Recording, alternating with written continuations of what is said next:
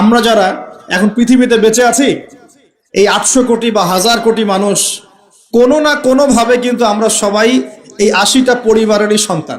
এই যে পরিবারগুলোকে আল্লাহ পাক বাঁচিয়েছেন, জুদি উপত্যকায় এই নৌকা গিয়ে ঠেকেছে, ওই নৌকায় যারা ছিলেন তাদেরকে দিয়ে পরবর্তীতে পৃথিবী আবাদ করা হয়েছে। নূহ আলাইহিস সালামের 4 সন্তান ছিলেন। কয় সন্তান? একজন হচ্ছে শাম। কি নাম? শাম। এই শাম এর বংশধর হচ্ছে এই যে মিডল ইস্টের মানুষরা, মধ্যপ্রাচ্যের যে মানুষরা আছে, এরা শামের বংশধর। এক ছেলের নাম হাম। হাম ছিল কালো বর্ণের, মানে ব্ল্যাক স্কিন।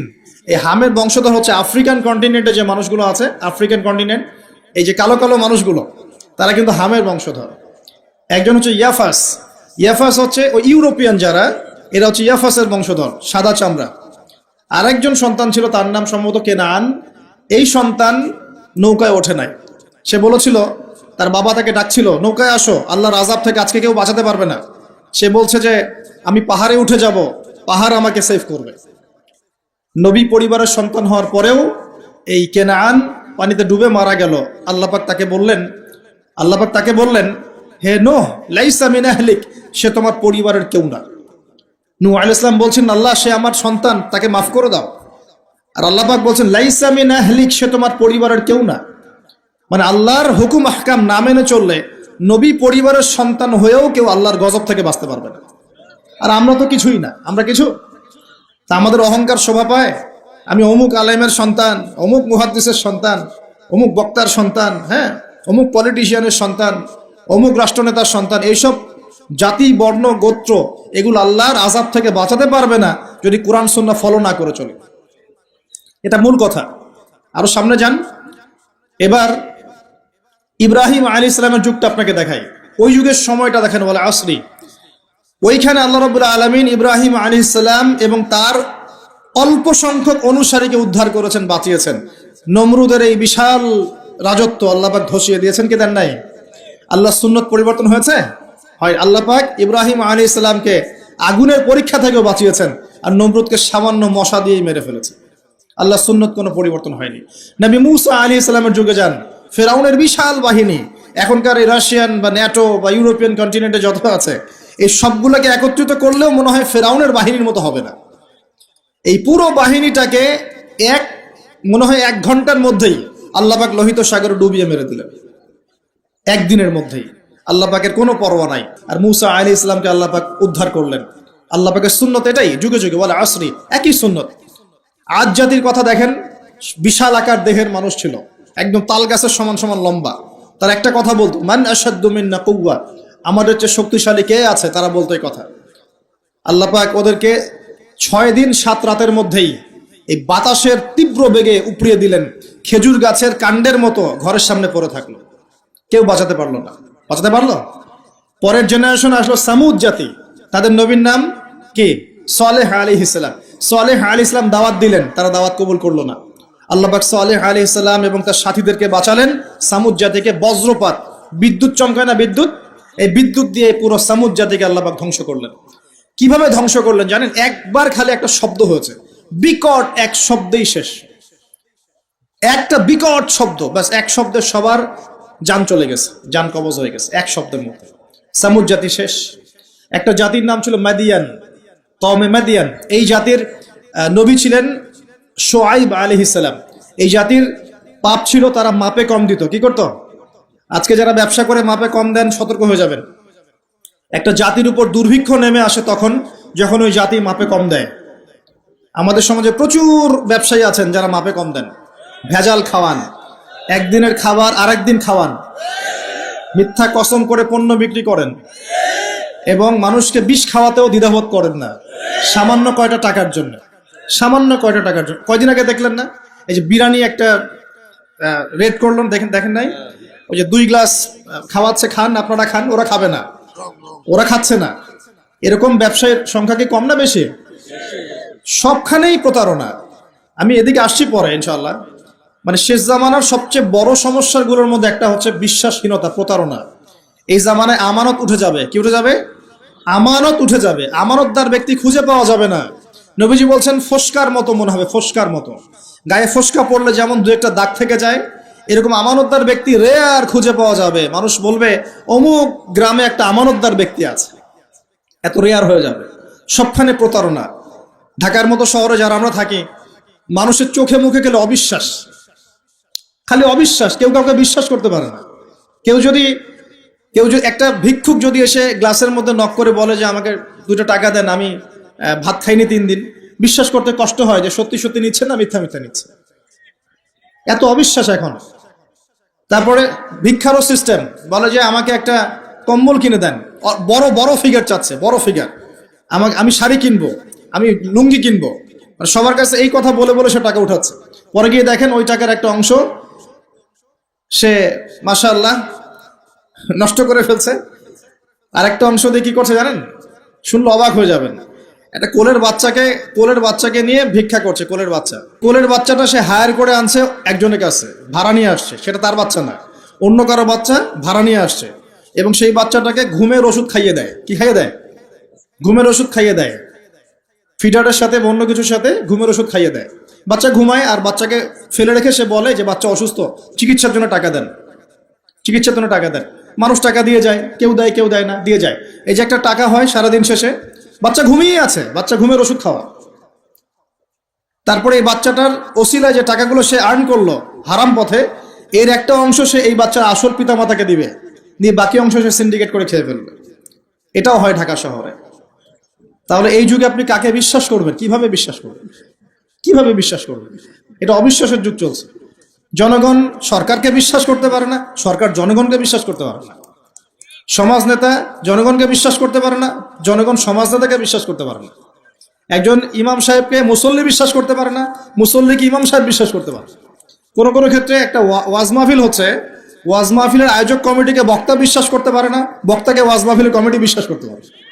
এমনও হয়েছে, ওয়াজ করে চলে গেছি, এমনও হয়েছে যে ওই যে খামের ভিতরে সব পাত্তি, কিছুই নাই। তো এরকমও যে হইতে পারে সেটা তো কল্পনা ছিল না। আসেন হুজুর দেখা যাবে, আসার পরে আর দেখার নাম নাই। কোনো মাহফিল হয়েছে এমন, মাহফিল সে নেমে গাড়িতে ওঠার পর মাহফিল কমিটির ফোন নাই, বন্ধ, কিভাবে বাসায় যাব কোনো ফিকির নাই। তো প্রত্যেকটা ক্ষেত্রে প্রতারণা, প্রতিটা সেক্টরে, উপর থেকে নিচ সব জায়গায় প্রতারণা। এই যুগে আপনি আবার একটা মেয়েকে ভালোবাসতে চাচ্ছেন, ভাবছেন যে সে আপনার বিশ্বাস রক্ষা করবে, এখানেও প্রতারণা। দাঁড়ান আমি কন্টেন্ট হারিয়ে ফেলবো। ছেলেকে বাবা বিশ্বাস করতে পারছে না, বাবাকে ছেলে বিশ্বাস করতে পারছে না। দেখেন, সম্পত্তির জন্য ছেলে বাবাকে হত্যাও করেছে, এই যুগের ঘটনা। সম্পত্তির জন্য ছেলে মাকে হত্যা করেছে। আমি উত্তরবঙ্গের একটা ঘটনা জানি, মাকে জবাই করে দিয়েছে সন্তান সম্পত্তির জন্য। স্বামী স্ত্রীকে বিশ্বাস করতে পারে না, স্ত্রীকে স্বামী বিশ্বাস করতে পারে না। হ্যাঁ, তো এই জামানার সবচেয়ে বড় সমস্যা হচ্ছে এই জামানা থেকে বিশ্বাস উঠে গেছে, কেউ কাউকে বিশ্বাস করতে পারে না। খেয়াল করে দেখবেন, ইভেন বাজারে যাচ্ছেন, বাজারে গেলে কেনাকাটা করছেন, একটা অবিশ্বাস সবার চোখে মুখে, না জানি ও আমাকে ঠকায় দেয় কিনা। কেউ যদি ভালো মতো এসে 1 কাপ চাও অফার করে, ভাই আসেন চা খাই 1 কাপ, বিশ্বাস করতে কষ্ট হবে, না জানি চায়ের সাথে কি খাওয়ায় দেয়। সব ক্ষেত্রে, প্রতিটা ক্ষেত্রে একই অবস্থা। দেখেন, ওই সমাজে ওই মাদিয়ান কওমের মধ্যে এই অবিশ্বাস ছিল, প্রতারণা ছিল, আর মানুষকে তারা মাপে কম দিয়ে ঠকাতো।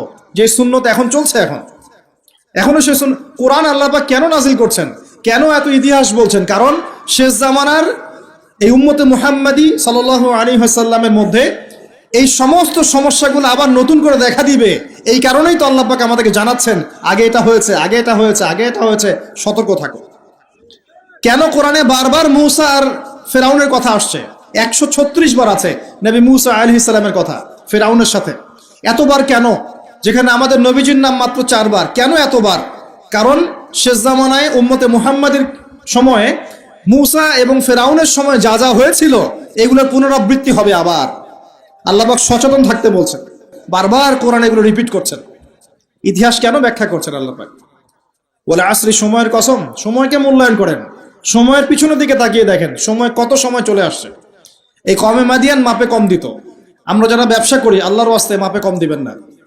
একজন সৎ ব্যবসায়ী, আমি 2টা হাদিস শোনাই, আমি তাদেরকে ভালোবাসি, ভালোবেসেই বলছি, ব্যবসায়ীদেরকে আমি ভালোবাসি। কারণ তার অন্ততপক্ষে সুদের মধ্যে যাচ্ছে না। এখন ব্যবসা করে আপনি যদি হালাল ধরে রাখতে না পারেন তাহলে ব্যবসাটা বৃথা হচ্ছে। আল্লাহ পাক বলেছেন আহাল্লাহুল বাই'a ওয়া হাররামা রিবা, আল্লাহ পাক ব্যবসাকে হালাল করেছেন, সুদকে হারাম করেছেন। আপনি সুদ খাচ্ছেন না, ব্যবসা করছেন, আলহামদুলিল্লাহ।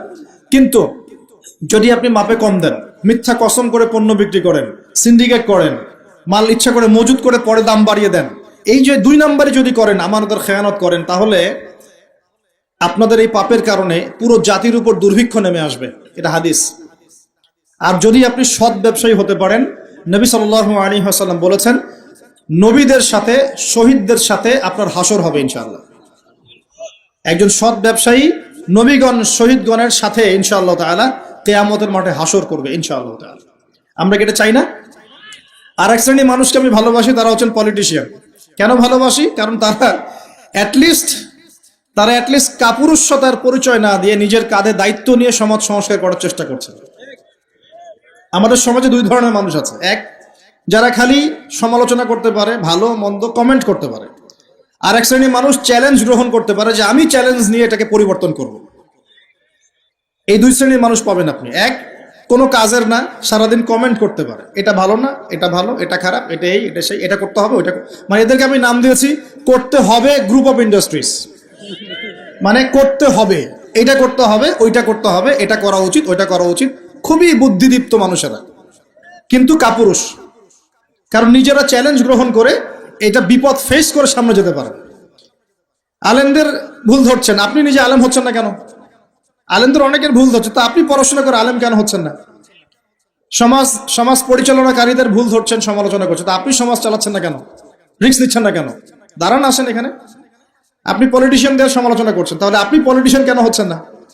আপনি ইকোনমিক সেকশনের মানুষদের সমালোচনা করছেন, আপনি কেন দায়িত্ব নিচ্ছেন না? কেন যোগ্যতা অর্জন করে, ঝুঁকি নিয়ে, চ্যালেঞ্জ গ্রহণ করে সমাজ পরিবর্তন করার রিস্ক নিচ্ছেন না কেন? তাহলে 2 শ্রেণীর মানুষ পাওয়া যায়। কিছু মানুষ শুধু কথাই বলতে পারে, আর কিছু মানুষ কাজ করে দেখায়। তো অ্যাটলিস্ট তারা কাজ করে দেখানোর জন্যে বা মানুষের ভালো করার স্বার্থে তারা একটা দায়িত্ব কাঁধে নিয়েছেন। হয়তো দায়িত্বের যে ইসলামাইজেশন বা ইসলামিক দায়িত্ববোধ, এটা তাদেরকে হয়তো বোঝানো যাচ্ছে না, এটা সমস্যা। কিন্তু যদি এই দায়িত্বটাকে ইসলামাইজড করে পালন করা যায়, সমাজের কল্যাণ না কল্যাণ। একজন দায়িত্বশীল ব্যক্তি তিনি যদি কোরআন সুন্নাহর মানদণ্ডে বিচার ফয়সালা করা শুরু করেন, সমাজে কি কল্যাণ হবে না অকল্যাণ হবে? তাহলে আমাদের দায়িত্ব তার কাছে দাওয়াত পেশ করা যে কোরআন এবং সুন্নাহর মধ্যে এগুলো আছে, এগুলো মানবতার কল্যাণে, আল্লাহর ওয়াস্তে আপনি এগুলো ইমপ্লিমেন্ট করেন, ইনশাআল্লাহ তাআলা সমাজের কল্যাণ হবে। এটা আমাদের দায়িত্ব, শেষ। বাকিটা তার উপরে।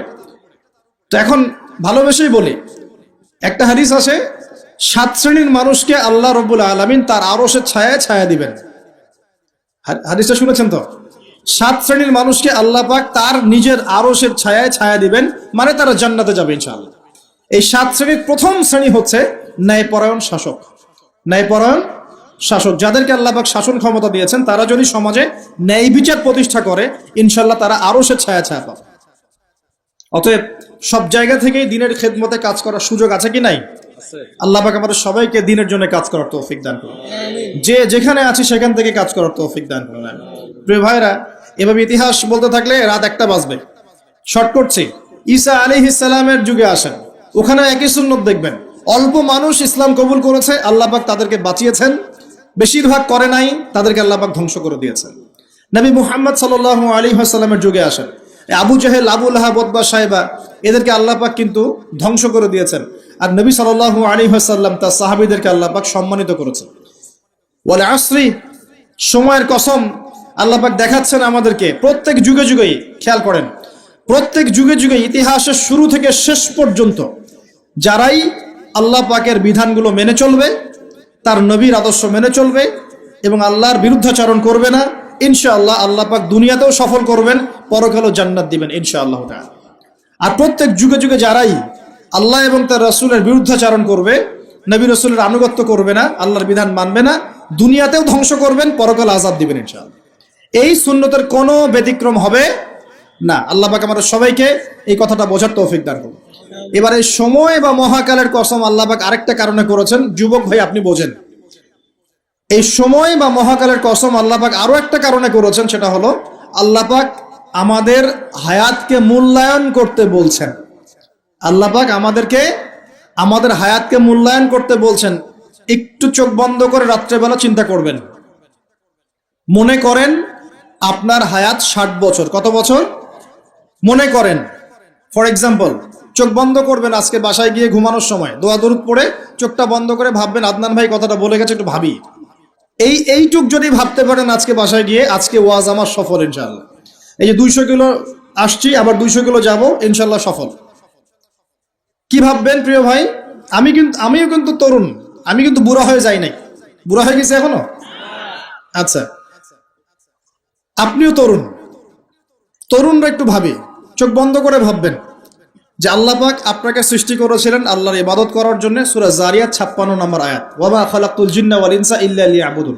1 2 আল্লাহ পাক আপনাকে সৃষ্টি করেছিলেন যাতে করে আল্লাহর দ্বীনটাকে আপনি আল্লাহর জমিনে প্রচার করেন, প্রসার করেন, প্রতিষ্ঠা লাভ করেন। এই দুইটা আপনার কাজ ছিল। এখন আপনার বয়স হয়ে গেছে 30 বা 25, ধরে নেন যে আপনার হায়াত 60 বছর। তার মানে আপনার জীবনে বাকি আছে এখন 30 বছর। এই যে 30 বছর আপনি নষ্ট করেছেন বা চলে গেছে, চোখ বন্ধ করে চিন্তা করবেন এই 30 বছরে কত ওয়াক্ত নামাজ পড়েছেন, কতদিন রোজা রেখেছেন, এই 30 বছরে 30টা আয়াত আপনি পড়েছেন কিনা, এই 30 বছরে 30টা সূরা আপনি শিখেছেন কিনা, 30 বছরে আপনি 30টা ইসলামিক বই পড়েছেন কিনা, আপনি নবীর 30টা হাদিস পড়েছেন কিনা, 30 দিন জামাতের সাথে নামাজ পড়েছেন কিনা, 30 দিন দিনের দাওয়াত দিয়েছেন কিনা, 30টা দিন দান সদকা করেছেন কিনা। আমি খুব বেসিক কথা বলছি, আমি বলিনি আপনি 30 দিন 30টা যুদ্ধ করেছেন কিনা, এই কথা বলিনি। আমি আপনাকে বেসিক কথা বলছি, একদম বেসিক প্রাইমারি কথা। আপনি 30 দিন নামাজ পড়েছেন কিনা, 30টা রোজা ঠিক মতো রাখছেন কিনা, আপনি কি 30 বার মেয়েকে দেখে চোখ নামাতে পেরেছেন কিনা, আপনি কি 30টা সূরা শিখেছেন কিনা, 30 বার আপনি কি রাসূলের জীবনী পড়েছেন কিনা, তার হাদিস পড়েছেন কিনা, আপনি কি নবী সাল্লাল্লাহু আলাইহি ওয়াসাল্লামের স্ত্রীদের নাম জানেন কিনা, তার জীবনী জানেন কিনা, আকীদা কি জিনিস আপনি জানেন কিনা, 30টা মাসলা মাসাইল আপনি বোঝেন কিনা। আপনি চিন্তা করবেন আজকে, এই একটা চিন্তা আপনার জীবনটাকে বদলে ফেলবে ইনশাআল্লাহ। এই একটা চিন্তাই যথেষ্ট আপনার জীবনকে বদলে ফেলার জন্য। এই চিন্তাটা আরেকভাবে করবেন, এটা ভাবার পরে আপনি চোখটা খুলবেন, চোখটা খুলে সাদা কাগজ নিয়ে বসবেন, উঠে বসবেন, বসে আপনি লিখবেন। এই যুব ভাই শোনেন, বসে আপনি লিখবেন। কি লিখবেন? আপনি লিখবেন এই 30 বছরে আপনি কতগুলো গুনাহ করেছেন, আপনার মনে পড়ে কি কি। হয়তোবা, আমি দোয়া করি যেন এমনটা না হয়, তবে হয়তোবা আপনি খুঁজে পাবেন এই 30 বছরে আপনি বেনামাজি ছিলেন, হয়তোবা। দাঁড়ান, 2 আপনি হয়তো দেখবেন আপনি অনেক দিন রমজানের রোজা রাখেন নাই। আপনি দেখবেন হয়তো আপনি দান সদকা তো করেন নাই, রিকশাওয়ালাকে থাপ্পড়ও দিয়েছেন। আপনি হয়তো দেখবেন যে হলে সিট বুকিং এর জন্য হকি স্টিক নিয়ে মারামারি করেছেন। আপনি হয়তো দেখবেন যে 30 বছরে 30টা মেয়ের সাথে সম্পর্ক করা শেষ। আপনি হয়তো দেখবেন যে আপনি অলরেডি পতিতলায় ভিজিট করে চলে আসছেন। আপনি 30 বছরে 30 বার কমপক্ষে এই মাদকের আসরে বসেছিলেন, এবং 30 বছরের বহু সময় আপনি অনলাইনে নষ্ট করেছেন, দেখে নষ্ট করেছেন, গোপনে পাপ করেছেন, হ্যাঁ, আর অনেক কিছুই করেছেন। আপনি হয়তো এটা খুঁজে পাবেন। মিথ্যা বলেছেন, প্রতারণা করেছেন, মাপে কম দিয়েছেন, অন্যের উপর অত্যাচার করেছেন। আপনি আপনার যৌবনকে কাজে লাগিয়ে, এই শক্তিটাকে কাজে লাগিয়ে আপনি ইসলামের বিরুদ্ধাচরণ করেছেন, হয়তো এটাও পাবেন। এই একটা চিন্তা যদি করতে পারেন, এখন আপনার সামনে এখন রাস্তা দুটা। আপনার বাকি বয়স আছে এখন 30 বছর। ওয়াল আসরি, সময়ের কসম। আপনার সময়, আপনার জীবনের সময়টাকে মূল্যায়ন করতে হবে। সময়ের কসম, হয় যদি আমার 30 বছর বাকি থাকে, এখন এই বাকি যে আছে কিনা আমিও জানি না, কেউ জানে? অনিশ্চিত পরীক্ষার হল, কেউ জানে না খাতা কখন কেড়ে নেওয়া হবে। আর এটা কারাগারের জীবন, মানে কারাগারে বসে কেউ নিজের মন গড়া পদ্ধতিতে চলতে পারে না, যেরকম রুটিন সেরকম চলতে হয়। কারাগারের জীবনে বসেই আপনি সুদ খাচ্ছেন, কারাগারে বসেই ঘুষ খাচ্ছেন, কারাগারে বসেই জেনা করছেন, কারাগারে বসেই বেনামাজি থাকছেন, কারাগারে বসেই হোয়াটসঅ্যাপে মেসেঞ্জারে মেয়েদের সাথে প্রেম করছেন, কারাগারে বসে। এটা কারাগারের জীবন। তো কারাগারের জীবন যদি বাকি থাকে আর 20-30 বছর, আপনার সামনে এখন রাস্তা 3টা। 1, আপনি কি গতানুগতিক যেভাবে চলেছেন সেভাবেই শেষ করবেন জীবনটা? যদি শেষ করে দেন, তাহলে পৃথিবীর ইতিহাস থেকে আপনার নাম একদিন মুছে যাবে। আপনি একাই কবরে শুয়ে থাকবেন, আপনার আত্মা ইল্লিনে না গিয়ে সিজ্জিনে চলে যাবে। পৃথিবীর কোনো মানুষ আপনাকে মনে রাখবে না। আপনি একা একাই আযাব ভোগ করতে থাকবেন, কেউ আপনাকে বাঁচাতে আসবে না, শেষ। এবং এই আযাব একবার শুরু হলে কোনোদিনও শেষ হবে না, কোনোদিনও না, কবরেও, হাসরেও, বারজাখেও এবং আপনার জাহান্নামেও। এটা একটা অপশন। 2 নম্বর অপশন, আপনি নিজেকে সংশোধন করলেন, সংশোধন করে গতানুগতিক মুসলিম হলেন। গতানুগতিক মুসলিম কেমন? হ্যাঁ, তওবা করেছি, এখন আমি মাশাআল্লাহ 5 ওয়াক্ত নামাজ টুকটাক পড়ার চেষ্টা করি, আমি মিথ্যা কথা বলি না, আমি হালাল খাওয়ার চেষ্টা করি, হ্যাঁ, আমি পার্ট টাইম কিছু দাওয়াতি কাজ করি, এবং আমি আমার পরিবার নিয়ে সুখে শান্তিতে বসবাস করার চেষ্টা করছি। আমি কোনো ঝুঁকির মধ্যে যাই না, ঝুঁকিতে যাই না আমি, মানে আমি সৎ কাজেও আদেশ করি কিন্তু ঝুঁকিতে যাই না, মানে কোনো কিছু, এমন কোনো কিছু করি না যাতে আমার উপর কোনো বিপদ আসবে, এটাতে আমি যাই না। এটা গতানুগতিক মুসলিম চলছে। আর একটা হচ্ছে সমাজ পরিবর্তনকারী মুসলিম। এরা কেমন? এরা নিজেরা তো জ্ঞান অর্জন করেই এবং জ্ঞান অনুযায়ী আমলও করে, তারা সৎ কাজে আদেশও করে, একই সাথে অসৎ কাজে নিষেধও করে, সত্যটাকে নির্ভীকতার সাথে, সাহসিকতার সাথে, হিকমার সাথে সবার সামনে উপস্থাপন করে, আল্লাহর কাছে দোয়া করে এবং সমাজটাকে পরিবর্তন করে ফেলার চেষ্টা করে। এরা হচ্ছে আহসান, সবচেয়ে উত্তম শ্রেণী। কিভাবে বললাম উত্তম শ্রেণী? নবীজি বলছেন তোমাদের সামনে একটা জামানা আসবে, এটাও শেষ জামানা হাদিস, তোমাদের সামনে একটা জামানা আসবে, জামানা সবরিন, কঠিন সবরের জামানা, ঈমান ধরে রাখা হাতে জ্বলন্ত আগুন ধরে রাখার মতো হবে। ওই সময় যদি তোমরা কেউ আমার সুন্নতের উপর অটল থাকতে পারো, আমার মৃত সুন্নতকে আবার জীবিত করতে পারো, তাহলে 50 জন শহীদ সাহাবীর নেকি পাবে ইনশাআল্লাহ। এরা সমাজ পরিবর্তনকারী মানুষ। আর ইতিহাসে যারা সমাজ পরিবর্তনকারী মানুষ, তাদের জীবনে পরতে পরতে বিপদ আপদ বলা মুসিবত আসবেই। আমার ছোট্ট গবেষণায় 4টা ক্ষেত্র থেকে আসতে পারে যখন আপনি হকের উপর থাকবেন। 1 নাম্বার, প্রথম বাধা চলে আসবে পরিবার থেকে। কোত্থেকে? পরিবার। আপনি গতানুগতিক মুসলিম হলে আপনি সব জায়গায় পার পেয়ে যাবেন, কিন্তু যদি একটু কঠোরতা প্রয়োগ করেন যে আমি একদম কোরআন সুন্নাহর 100% ফলো করতে চাই, আমি এমন না যে নামাজও পড়ি সুদও খাবো, এমন হব না, আমি নামাজও পড়বো সুদও খাবো না, আমি রোজাও রাখবো, আমি জাকাতও দিব, আমি হজ উমরাও করবো, আল্লাহর বিধানের প্রতি শ্রদ্ধাশীলও থাকবো, চেষ্টা করবো ইসলামটা প্রসার করার প্রতিষ্ঠার চেষ্টা করব। তখন আপনার প্রথম বাধা আসবে পরিবার থেকে। দাড়ি রাখছো কেন? দাড়ি রাখলে তোমাকে এরকম লাগে, হ্যাঁ, তুমি টাকটির উপরে কাপড় কেন পরলে তোমাকে অমন লাগে, আগে তো গিটার বাজাইতা, আগে তো গান গাইতা, আগে মেয়ে নিয়ে থাকতা, ভালো ছিল, এখন কেন সারাদিন বই নিয়ে পড়ে থাকো, ইসলামিক বই নিয়ে পড়ে থাকো, নামাজ নিয়ে পড়ে থাকো, হ্যাঁ, কি পরিবর্তন হলো? বাবা মার টেনশন, এখন পিতামাতার টেনশন, কেউ কেউ এরকম অ্যাডভার্টাইজ বানিয়ে টিভিতে দেখাচ্ছে, এগুলা দেখেন নাই?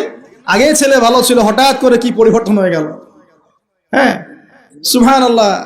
আল্লাহর পথে ফিরে আসা মানুষের ক্রাইটেরিয়া এগুলো মেনশন করে করে বলছে, এইগুলো দেখা গেলে যোগাযোগ করবেন স্থানীয় কর্তৃপক্ষের সাথে, ওই ছেলের মধ্যে সমস্যা আছে। আস্তাগফিরুল্লাহ, আস্তাগফিরুল্লাহ। একজন ব্যক্তি গিটার বাজাতো, গান গাইতো, মাদকের সাথে ছিল, মেয়ে নিয়ে ফুর্তি করত, সেখান থেকে এসেছে নামাজ পড়ছে, এই জন্য কি সে জঙ্গি হয়ে যাবে? এখন সে মাশাআল্লাহ কোরআন তেলাওয়াত করছে, কোরআন বোঝার চেষ্টা করছে, আলেম ওলামার কাছে গিয়ে পরামর্শ করছে, হাদিস পড়ছে, এই জন্য কি সে জঙ্গি হয়ে গেছে? পশ্চিমারা যা গিলায় আমরা তাই গিলি, পশ্চিমারা যা গিলায় আমরা তাই গিলবো কেন? ওদের কাছে কিসের জ্ঞান আছে? পশ্চিমাদের কাছে কোরআনের জ্ঞান আছে, হাদিসের জ্ঞান আছে। আশ্চর্য একটা ব্যাপার। কোরআন এবং সুন্নাহর চর্চা যদি মুসলিমরা করে, তাহলে কি তারা সন্ত্রাসী হয়ে যাবে? ওরা তো চাইবেই যেন আমরা এই কাজগুলো না করি, ওরা তো চাইবেই যাতে আমরা কোরআন সুন্নাহর চর্চা না করি। ওরা যা বলে সেই ভাষায় আমরা কথা বলা শুরু করেছি। ওরা বলছে, একটু পরে আমি বুঝাচ্ছি আপনাদেরকে, ওরা বলেছে যে জ্ঞান সেটাই, ভালো করে বোঝেন, জ্ঞান সেটাই যেটা পরীক্ষা নিরীক্ষা, যুক্তি বিজ্ঞান, দর্শন দিয়ে লাভ করা যায়। আর আমরা বলছি আল্লাহর ওহী হচ্ছে চূড়ান্ত জ্ঞান। আল্লাহর ওহী কি? চূড়ান্ত জ্ঞান। এই যে জ্ঞানতাত্ত্বিক পার্থক্য, ওরা যা দেখে না তাতে বিশ্বাস করে না, এই কারণে তারা জিনে বিশ্বাস করে না, আত্মায় বিশ্বাস করে না, আল্লাহ বিশ্বাস করে না, ফেরেশতায় বিশ্বাস করে না, পরে আগের আসমানি কিতাবে বিশ্বাস করে না, নবী রাসূলে বিশ্বাস করে না, কবরের আযাব, জান্নাত জাহান্নাম, মিজান, ফজিলত কোনো কিছু বিশ্বাস করে না। কেন করে না? ওদের এপিস্টেমোলজি হচ্ছে, জ্ঞানতাত্ত্বিক দর্শন হচ্ছে যা দেখি না বিশ্বাস করি না। আর ওই দর্শনটা আমরা কাট পেস্ট করে নিয়ে আমাদের ছোট ছোট বাচ্চাদেরকে এখন গিলাচ্ছে এইগুলো। এখন ওই দর্শন কেন ফলো করব আমরা? আমাদের দর্শন হচ্ছে চূড়ান্ত জ্ঞান কার পক্ষ থেকে আসে? আল্লাহর পক্ষ থেকে আসে। আল্লাহ যা সত্য বলেছেন তাই সত্য, আল্লাহ যা মিথ্যা বলেছেন তাই মিথ্যা।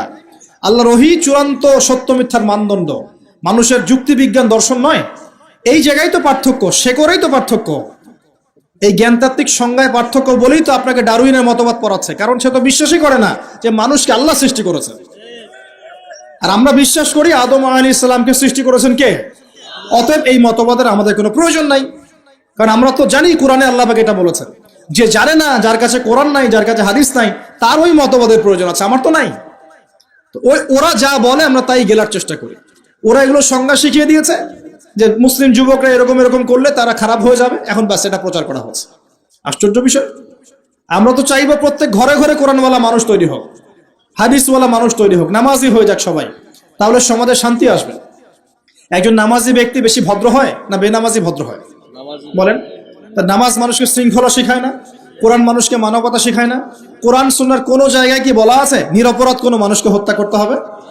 বরং আমি তো একটা আয়াত বললাম, কেউ যদি একজন মানুষের জীবন বাঁচায়, সূরা মাইদা আল্লাহ পাক বলছেন, কেউ যদি একজন মানুষের জীবন বাঁচায় সে যেন পুরো মানব জাতিকে বাঁচালো, বলি আলহামদুলিল্লাহ। আর কেউ যদি কোনো মানুষকে অন্যায়ভাবে হত্যা করে সে যেন পুরো মানব জাতিকে হত্যা করে। একটু খেয়াল করে দেখেন, সারা বিশ্বে যত মানুষকে হত্যা করা হচ্ছে মুসলিম কান্ট্রিগুলোতে, সিরিয়া, ইয়েমেন, আফগান তো চলে গেল, তারপরে আপনার ইরাক, লিবিয়া, জর্ডান, লেবানন, ঠিক আছে, ওই যে রোহিঙ্গা, তারপরে উইঘুর, মুসলিমদেরকে যেখানে যেখানে করা হয়েছে, এখানে মানবতা বিরোধী অপরাধ হয়নি? এটা বলা যায় না? এটা ওদের নয় কি? তাহলে প্রকৃত অর্থে সন্ত্রাসী এবং জঙ্গি কারা? মুসলিমরা না ওরা? যখন নিরপরাধ মাসুম বাচ্চাদেরকে বোম মেরে হত্যা করা হয়, মা বোনদেরকে ইজ্জত নষ্ট করা হয়, আমাদের মুসলিম ভাইদেরকে পাখির মতো গুলি করে হত্যা করা হয়, তখন এই মতবাদ থাকে না? তো এদের কাছ থেকে আমাদেরকে শিখতে হবে কোনটা ন্যায় কোনটা অন্যায়। এগুলো চলতে থাক, কিন্তু এই চলা ইনশাআল্লাহ তাআলা বেশি দিন সাস্টেইন করবে না ইনশাআল্লাহ। কারণ আমরা শেষ জামানার ছাত্র, আমরা জানি যে এই জুলুম ইনশাআল্লাহ তাআলা এই বিশ্বের বেশি দিন থাকবে না ইনশাআল্লাহ। প্রিয় ভাইরা, একটা কথা খালি বললাম এখানে, যে সময়টাকে মূল্যায়ন করতে আল্লাহ পাক আপনাকে পরামর্শ দিয়েছেন। এখন আপনার সামনে সবচেয়ে বেস্ট অপশন কোনটা? আপনি পাপগুলোর লিস্ট করে 2 রাকাত নামাজ পড়বেন, সুন্দর করে ওযু করে চোখের পানি ছেড়ে দিয়ে আল্লাহকে বলবেন, আল্লাহ এই 30 বছর আমি যত পাপ করেছি, যত পাপ আল্লাহ করেছি, জেনে করেছি না জেনে করেছি, বুঝে করেছি না বুঝে করেছি, প্রকাশ্যে করেছি গোপনে করেছি, যত পাপ আল্লাহ হয়েছে আমার দ্বারা, আল্লাহ তুমি সমস্ত পাপকে মাফ করে দাও। বলবেন আল্লাহুম্মা গফিরলি মা কদ্দামতু ওয়া মা আখখারতু ওয়া মা আসরারতু ওয়া মা আ'লানতু ওয়া মা আনতা আ'লামু বিহি মিন্নি আনতাল মুকদ্দিম ওয়া আনতাল মুআখির ওয়া আনতা আলা কুল্লি শাইইন কাদির। এটা একটা দোয়া।